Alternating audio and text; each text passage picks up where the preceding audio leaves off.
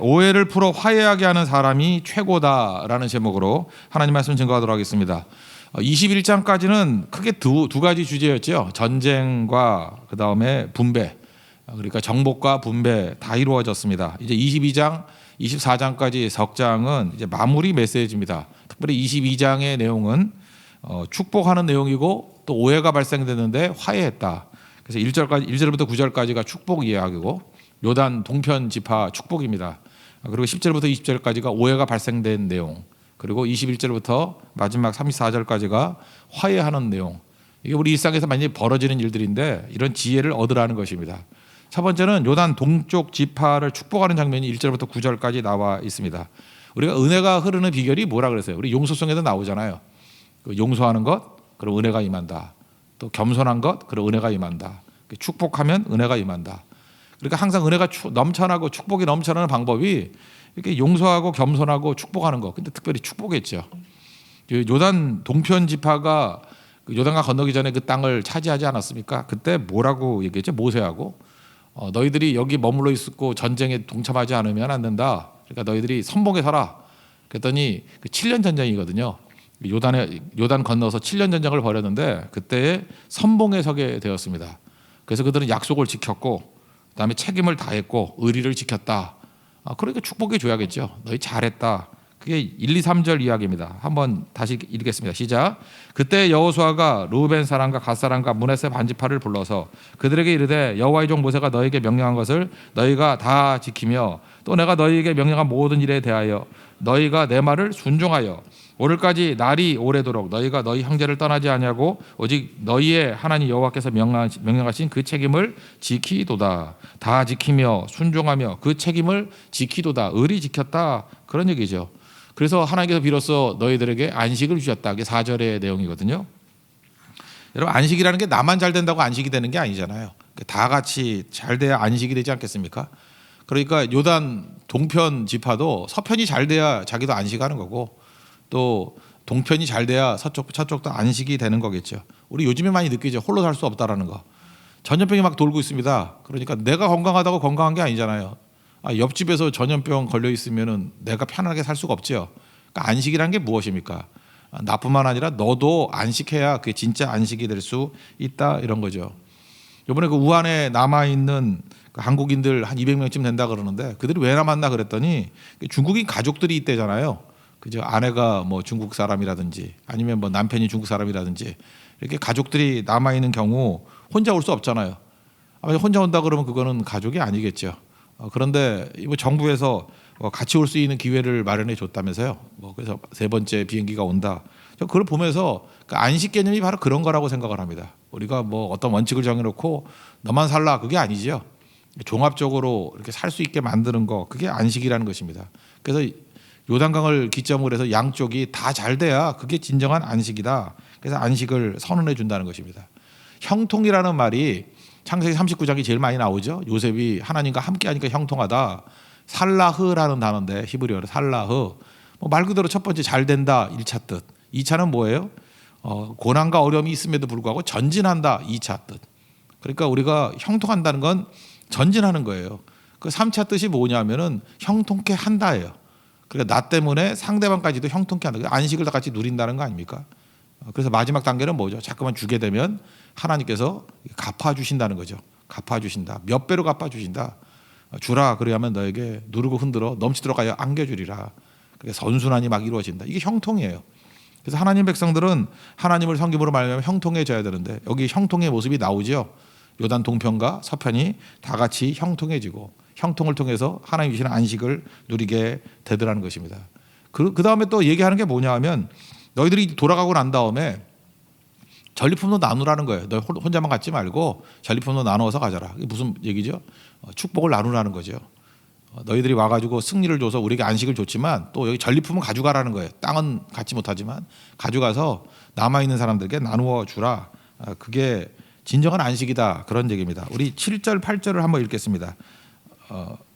8절 9절을 한번 읽겠죠. 시작. 말하 이르되 너희가 많은 재산과 힘이 많은 가축과 은과 금과 구리와 쇠와 힘이 많은 의복을 가지고 너희 장막으로 돌아가서 너희의 원수들에게서 탈취한 것을 너희의 형제와 나눌지니라 하매 르우벤 자손과 갓 자손과 므낫세 반지파가 가나안 땅 실로에서 이스라엘 자손을 떠나 여호와께서 모세에게 명령하신 대로 받은 땅 곧 그들의 소유지 길르앗으로 가니라. 그러니까 축복하고 너희도 가서 축복을 나누라는 거죠. 이게 형통한 길, 하나님 백성들이 걸어가야 될 길이라는 것입니다. 그러니까 어떻게 하면 이렇게 하면 되죠? 하나님 말씀대로 순종하면 되는 거죠. 우리가 시시비를 가리고 뭐 공정함, 뭐 공평함 이런 거 하면 못하죠. 그래서 우리가 누가복음 6장 27절, 28절 그 네 가지 얘기 나오지 않습니까? 원수를 사랑하라, 원사, 미워하는 자를 선대하라, 미선, 미선이, 그죠? 그 다음에 저주하는 자를 위해서 축복하라, 저축. 그 다음에 모욕하는 사람을 위해서 기도하라, 모기. 혼자 그렇게 외우고 있었는데 여러분 필요 없습니다. 그 외울 필요는. 중요한 게 이런 거죠. 이게 누가 할 수 있어요? 원사, 미선, 저축, 모기 누가 할 수 있어요? 하나님 말씀을 불변의 말씀을 믿고 따르는 자가 하는 거지. 이거 뭐 이성으로 됩니까? 이렇게 하면은 하나님께서 축복이 임하게 되고 그걸 통해서 형통한 자가 된다는 것입니다. 그러므로 소유보다 중요한 것은 나눔이에요. 이번에도 우리 장로님들하고 얘기를 많이 나눴었는데 그런 거예요. 하나님 우리가 지금 굉장히 죄의식을 갖고 있는 것 중에 하나가 뭐냐 하면 지난해 그렇게 많은 일을 했는데도 불구하고 몰라요. 하나님 축복을 해주신지 모르지만 이게 헌금이 좀 많이 남았어요. 이건 아니죠. 교회가 이건 건강한 게 아니죠. 그래서 하나님께서 더 일을 하고자 하는 것들이 있어서 금년에는 남는 게 없을 정도로 열심히 섬기고 또 선교사님들 만나고 그다음에 우리 이제 교육자들 팀도 아침부터 이제 어려운 집 찾아다니려 그래요. 이렇게 앉아서 기다리는 게 아니고 우리가 사역을 할 것들을 찾고 기도하고 잃어버린 영혼들 찾고 그저 넘어진 사람들 세울 수 있는 길들이 무엇인가라고 더 왕성하게 일하라는 하나님의 뜻이다. 그 왜 그렇습니까? 축복은 나누는 거거든요. 하나님께 주신 것들은 쌓아두는 게 절대로 아니라는 것입니다. 반드시 나눔이 있어야 된다는 거예요. 이게 축복이라는 거예요. 1절부터 9절까지 이 축복이 우리에게도 그대로 임하고 실제로 눈에 보일 정도로 드러나는 그런 은혜가 임하기를 바랍니다. 근데 10절부터 내용은 뭐냐면 근데 오해가 생겼어요. 이들이 섭섭한 마음으로 가는데 요단강을 건너기 전에 서편 쪽에 큰 제단을 쌓았어요. 제단을 쌓았던 이유는 뭐냐면 동길이 이랬던 것 같아요. 아무래도 이 강 사이로 양쪽으로 나눠지게 되니까 후손들끼리 시간이 많이 지나면 이게 하나됨이 깨져버리고 이게 여호와의 공동체가 아니라 그러면 어떡할 것인가. 그래서 흔적을 남기려고 거기다가 이제 그 증거라는 단어에 나중에 마지막 절 보면 엣이 증거거든요. 엣이라는 제단을 만들었어요. 근데 이제부터 오해가 벌어지게 된 거죠. 동쪽 지파가 거기서 제단을 쌓았다 그러니까 이거는 신앙 독립을 이루고 우상 숭배를 하려고 그러는 거 아니냐. 죽여버린다. 그래서 싸우겠다 나온 거예요. 왜냐하면 트라우마가 있었죠. 민수기 25장에 나는 그 바알볼 사건. 그죠? 모압 평양에서 범죄하고 그 우상 숭배하고 했던 것들. 뭐 여자 데리고 와서 또 뭐 간음하고 했던 것들. 그때 24,000명 죽었잖아요. 이게 충격이었던 것 같아요.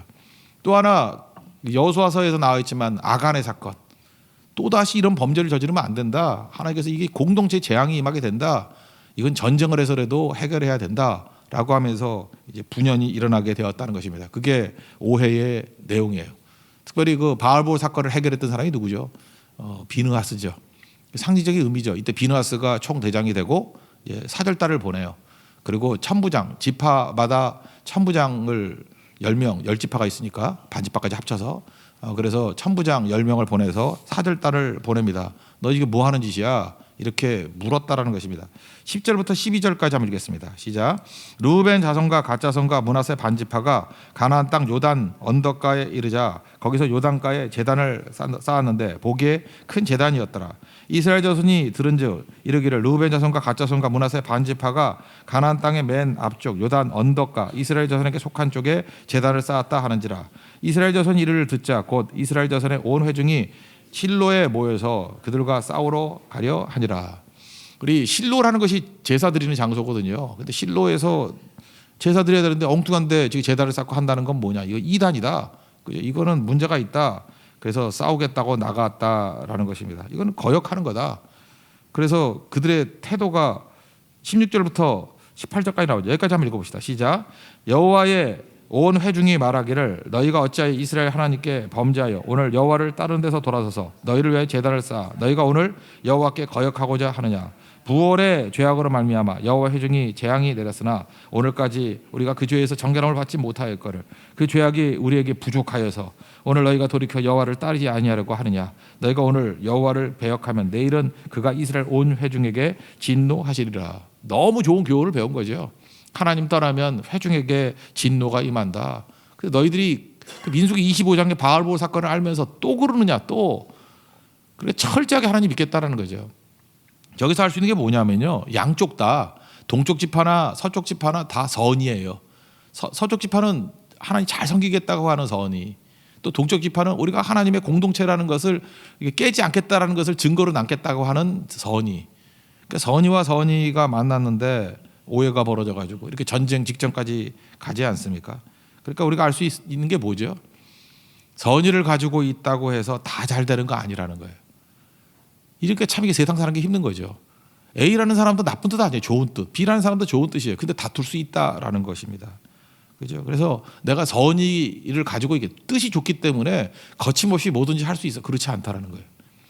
뜻이 좋다 할지라도 오해 없이 하는 게 되게 중요하다는 것입니다. 여기서 오해했던 이유가 뭘까요? 이게 몇 가지 살펴보니까 그래요. 첫째는 열심히 있는 사람이 오해를 잘 일으켜요. 그래서 여러분 가운데도 이렇게 열심히 있고 우리 교회 성도들 가운데 열심히 있는 성도들이 얼마나 많습니까? 충성스러운 성도들. 그러니까 열심히 있는 사람일수록 오해 살 소지가 크다라고 해서 그 열심은 항상 나는 위험성을 안고 있다라고 생각을 해야 돼요. 오해의 위험성. 이거 풀어야 됩니다. 그죠? 오해 위험성이 있다. 두 번째 열심히 있고, 두 번째는 열심히 있는데 설명하지 않는 것이 화근이 돼요. 열심히 있는 사람들은 나는 선이기 때문에 누가 선의를 건드려서 설명 안 하려고 그래요. 그래서 잠깐 서두르죠. 열심히의 특징이 뭐예요? 빨리 하는 거 아니에요. 그러니까 열심 플러스 서두름. 절대 설명하지 않아요. 그래서 문제를 일으킬 때가 많이 있다라는 것입니다. 그리고 세 번째는 열심히 있는 사람의 특징은 은근한 교만이 있어요. 그래서 내가 이렇게 열심히 있으니까 내가 충성 다한다라고 하는 자부심도 있고, 아, 나만큼 믿으라 그래. 뭐 이런 것도 말은 안 하지만 그런 게 있어요. 내가 잘 믿는다라는 거. 그죠? 그러다 보니까 이 정도는 내가 결정 내릴 수 있어. 이 정도는 명분이 있어. 혼자 결정을 해요.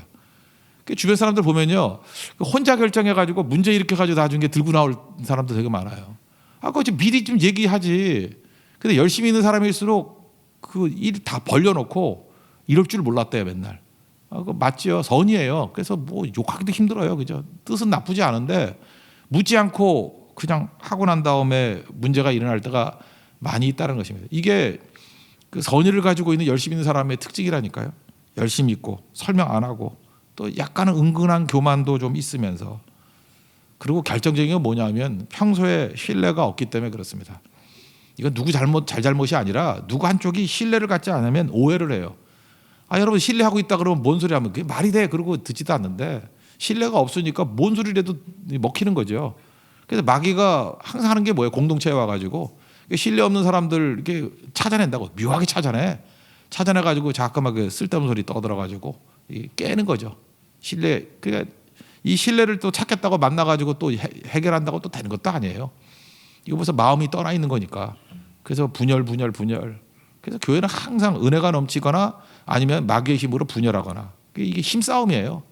그러니까 하나님 앞에 예배, 기도, 성교하면서 엎드리면 그 힘이 세지면 마귀의 힘을 발휘 못하는 거고, 조금만 방심하고 지쳐 있으면 마귀가 와서 가만두지 않습니다. 넘어뜨리고 그 양도둑질 하잖아요. 그죠? 그런 것들이 마귀가 쓰는 방법이라는 거예요. 지금 여기 이스라엘도 그렇죠.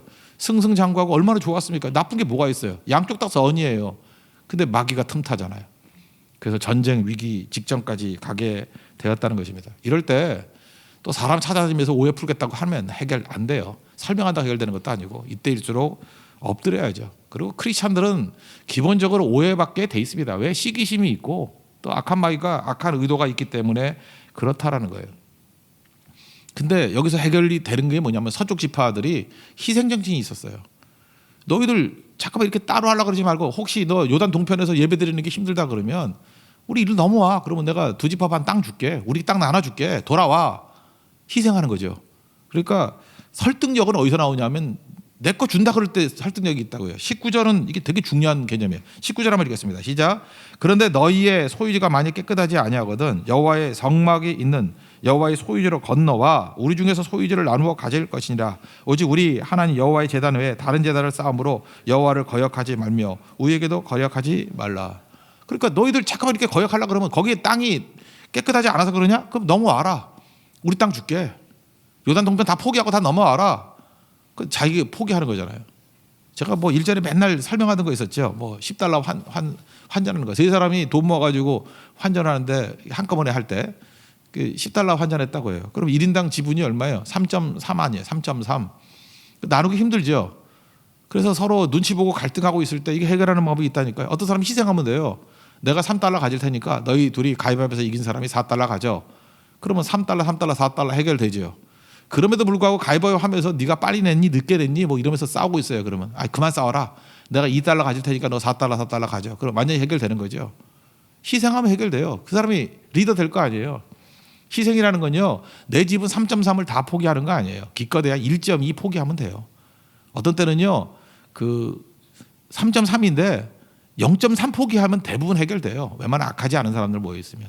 악질들만 모여 있어도 1.2 정도만 포기하면 1.3 정도만 포기하면은 그 해결된다니까요. 지금 이거 보세요. 해결하는 이 협상력이 어디에 나와요? 그래 내가 포기하고 희생할 테니까 넘어와. 그래서 하나됨을 이루자고. 그러니까 해결이 되지 않습니까? 우리에게도 이런 화해 능력이 있는 우리 하나님의 거룩한 종 되기를 바랍니다. 그 마지막 세 번째 단계는 21절에 이제 화해가 이루어지는 기쁨이 임하게 된다는 것입니다. 여기 보니까 우리가 뭐 따로 예배 드리려고 그런 것도 아니고 우상 숭배하려는 것도 아니다. 27절 한 절만 한번 볼까요? 다 같이 읽겠습니다. 시작. 우리가 여호와 앞에서 우리의 번제와 우리의 다른 제사와 우리의 화목제로 섬기는 것을 우리와 너희 사이와 우리의 후대 사이에 증거가 되게 할 뿐으로써 너희 자손들이 후일에 우리 자손들에게 이르기를 너희는 여호와께 받을 분깃이 없다 하지 못하게 하려 함이라. 우리 선이라는 거예요. 우리가 이게 한 공동체라는 것을 증거하기 위해서 여기서 제단 모형을 만든 거지 뭐 따로 하려는 의도가 있는 게 아닙니다 라고 선의를 설명해 줘요. 여기서 문제를 푸는 방법인데 저는 두 가지가 되게 중요한 것 같아요. 첫째는 책임질 사람이 직접 찾아 나섰다라는 거예요. 여기 비느하스 제사장이죠. 그리고 각 지파마다 천부장들 책임 있는 사람들이 와가지고 해결을 하는 거죠. 우리는 그래 잠깐 책임을 회피해 버립니다. 뭐 문제가 생기면 뭐 제일 높은 사람 나타나도 안 나고 밑에 사람들만 뭐 잔챙이들만 떠들게 만들어요. 그러면 해결 안 돼요. 여러분 어떤 국가 간의 문제도 정상회담 그런 사람들이 하면 해결이 되잖아요. 창세기 13장에 보면은 그 아브라함하고 롯의 그 목자들이 다툼을 벌였죠. 여러분 이게 목자들끼리 다툼이라고 생각합니까? 절대 그렇지 않습니다. 이 밑에 있는 사람들은요 자기 상관의 마음을 다 읽어요. 이 아래 사람들 목자들이 다투기 이전에 아브라함하고 롯과의 그 긴장 관계가 있다는 걸 안 거예요. 아니까 그 마음을 읽고 밑에 있는 목자들이 싸우는 거지. 아니 상관들이 뭐 똘똘 뭉쳐 있다는데 밑에 사람이 왜 싸워요? 그래서 밑에 있는 사람이 자꾸 다툼을 일으킨다는 것은 뭐냐면 내 마음을 읽었다라는 거예요. 내 마음이 안 읽히는지 알아요? 다 읽히지. 본심이 뭔지 다 알아요. 그러니까 싸우는 거죠. 여러분 잘 보세요. 형제끼리 우애가 있고요. 형제끼리 우리는 절대 갈라서지 않아. 그럼 절대 며느리끼리 안 싸워요. 근데 마음속으로 형하고 동생하고 이게 다툼이 있으니까 며느리끼리 싸우는 거지. 어디서 며느리가 자기들끼리 싸워? 그러니까 남편이 지 남편들이 뭔가 이렇게 갈등이 있는 것 같이 보이니까 그거 부추겨서 싸우는 거지. 절대로 그런 게 없다 그러면 어떻게 그 다툼이 있냐고요. 말이 안 되는 얘기지. 저도 살아보니까 알겠어요. 제 동생들하고의 관계나 뭐 이렇게 쭉 보면은 내 마음속에 진심으로 절대로 다툼이나 뭐 이렇게 주장하려는 마음이 없으면 주변에 있는 결혼을 통해서 이루어진 그 확대된 가족이 절대 갈등 못 일으켜요. 어디 갈등이 있어요? 갈등이 있기는 틈이 보이니까 그러는 거예요. 그래서 사람들이 치사하게 나는 안 그랬는데 밑에 사람이 그랬다. 그런 말이 어디 있어요, 이 세상에. 자기 마음이 확고하다 그러면 절대 그런 일이 없는 거죠. 누가 나에게 와서 나쁜 얘기를 해요. 들으려는 의사가 있으니까 듣는 거지. 그게 그 사람 얘기에 내 얘기지. 제가 욥 얘기했잖아요. 하나님 저주하고 죽으라. 여자가 아내가 했던 말이 굉장히 많은 말이 있었는데 그거 하나만 기억해. 그럼 그게 아내의 말이에요, 욥의 말이에요. 욥의 말이지. 아내가 했던 말이라 할지라도 욥의 마음속에 있는 자기 말이지. 여러분이 어떤 말을 전하는 거, 그 누구 말을 전하는 거 아니에요. 그게 나예요, 나. 내 마음에 새겨지니까 내가 전하는 거지. 여기서 이게 되게 중요한 거죠. 아브라함과 롯은요, 이 갈등은 우리의 갈등이다라고 생각해서 아브라함이 직접 나서잖아요. 네가 좌하면 나는 우하고 우하면 좌하리라. 그렇게 해결이 되잖아요. 우리도 마찬가지입니다. 진심 가지고 나가야지. 눈 가리고 아웅하는 식으로 나가면 안 된다는 거예요. 그리고 자꾸 오해가 생기면요, 진심을 얘기해 주세요. 그런 뜻 아니었다고. 근데 진심은 그게 아니었다고. 그 전달돼요. 그죠? 사람이 잠깐만 이렇게 뭐 눈가리가 아웅식으로 잠깐 속이려 그러니까 마음이 상하는 거죠.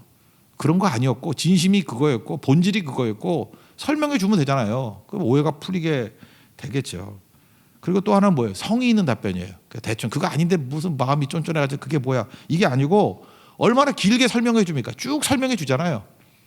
여기 지금 설명이 길어서 다 읽지도 못할 정도로 길잖아요. 설명이. 제가 보니까 했던 얘기 또 하고 그러잖아요. 그죠? 우리 그런 거 아니라고. 너무너무 자세히 설명하죠. 이거 이렇게 자세히 설명한 내용을 다 기록한 이유가 뭐예요? 성의를 보였다라는 거죠. 여러분 우리가 자세히 설명한다는 건 뭐냐 하면은 호흡이 길어야 돼요. 지금 현대인들이 많이 이렇게 흔들리는 이유가 뭐냐면 맨날 카톡에서 이렇게 문자 나누는 식으로 한마디 단답형만 하고 그것도 힘들어가지고 이모티콘으로 표현하고 그것도 안 되니까 크크크 이거밖에 없고 그 표현을 못하는 거예요. 그러니까 오해가 막 쌓이는 거죠. 어떤 때 그래요. 뭐 제가 뭐 무슨 글을 썼더니 어떤 사람이 점점점 찍어. 이게 뭐 옳다는 얘기야, 싫다는 얘기야, 뭐 어쨌다는 얘기야. 온갖 상상이 다 벌어지는 거예요. 그러니까 짧으니까 말이 짧아지니까 이게 어려워지는 거죠. 그래서 만나가지고 스몰톡 이렇게 뭐 쓸데없는 소리 막 해야 돼요. 막 하고 그럼 그 사람 본심을 알잖아요. 아 저게 아니구나.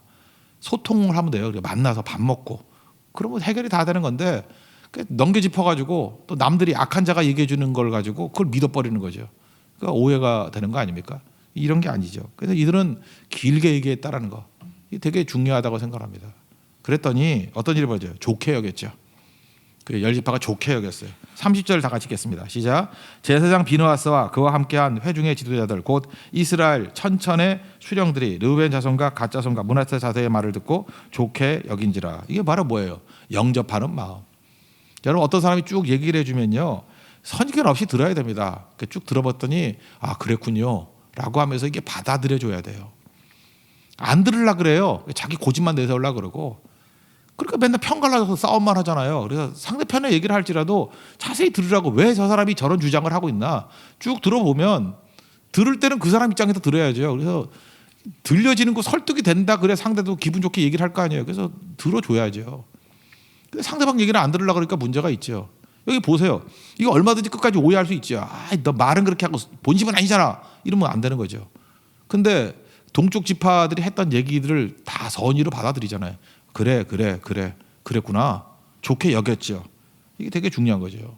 그리고 그들이 돌아와가지고 서쪽 지파에 있는 많은 사람들에게 보고하고 오해를 풀어줬다라는 거.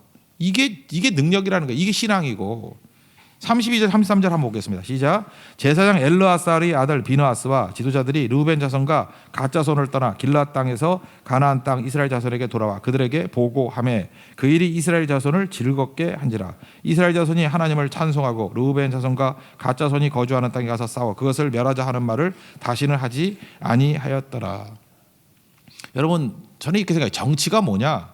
정치는요 백성들의 오해를 풀어주는 게 정치라는 거예요. 근데 지금은 그 정치가 오히려 오해를 조장하죠. 그렇잖아요. 오해도 안 되는 거 그 정치가 얘기를 들어보면 잠깐 편이 갈라져. 그리고 괜히 누군 좋은 사람이고 누군 나쁜 사람이고 계속 선악과를 만들어내는 거예요. 이게 나쁜 정치예요. 이렇게 되면 안 되죠. 그렇지 않아요? 한번 생각해 보세요. 왜 잠깐 오해를 만들고 분란을 만들죠? 여러분 잊지 말라고요. 정치인들도 그렇고 심지어 교회에서도 정치하는 사람들이 그런 일을 해요. 잠깐만 오해를 불러일으키고 분란을 일으켜요.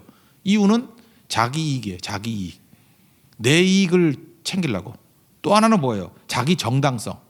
자기가 속된 말로 쪽팔리거든. 뭐 이상한 짓을 했어. 근데 이거를 정당화시키려고 하다 보면 분란이라고 오해가 일어나면은 정당화될 수 있잖아요. 그러니까 자기를 정당화시키기 위해서 남들 다 죽여버리는 거예요. 악한 자입니다 이거. 이게 진짜 악한 자예요. 이게. 이런 일들을 범한다는 거예요. 그래 우리 크리스찬들이 해야 될 일이 뭐냐면 이익에 매달리면 안 되고요. 이게 뭐가 이익이냐 아니냐. 그렇죠. 뭐 분열이 일어나고 하면 거기서 얻는 이익이 있겠죠. 그러나 그런 건 지도자 세우면 안 된다는 거예요. 지도자는 어떤 사람이 돼야 돼요? 오해를 풀어주는 사람. 그런 뜻 아니었어라고 풀어주는 사람. 그렇죠. 이게 잠깐 갈라지게 만들면 안 되죠. 그게 정치죠. 여기 보세요. 이게 정치적으로 해결을 하잖아요. 그 비느하스와 10명의 천부장이 돌아와서 보고를 했더니 어떤 보고를 했어요? 오해를 푸는 보고를 했더니 백성들이 즐거워하잖아요.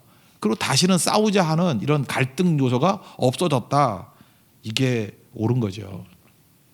어떤 방송 인터뷰에서 자녀가 8명이나 돼요. 8명이나 되는데 그 할머니께서 이렇게 인터뷰를 하시더라고. 뭐 좀 배우신 분 같아요. 누군지 모르겠는데.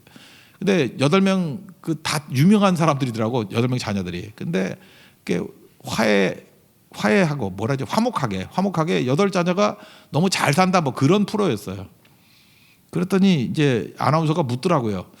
어떻게 자녀들을 키웠길래 이렇게 8명의 자녀가 다 이렇게 명망 있는 자녀들인데 다툼 없이 이렇게 화목하게 잘 지내냐고.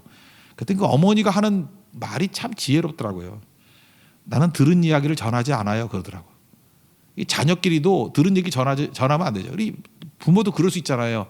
야, 큰애가 나한테 이번에 뭐 폴더 뭐 이게 접는 거 뭐 이런 거 있잖아요. 그죠? 뭐라 그러죠? 화면 2개 되는 거, 뭐 250만 원짜리 이런 거 휴대폰 사줬더라. 그러면 쩔어보는 거야. 넌 뭐 하냐 이렇게 되는 거. 막 갈등이 일어난 거죠.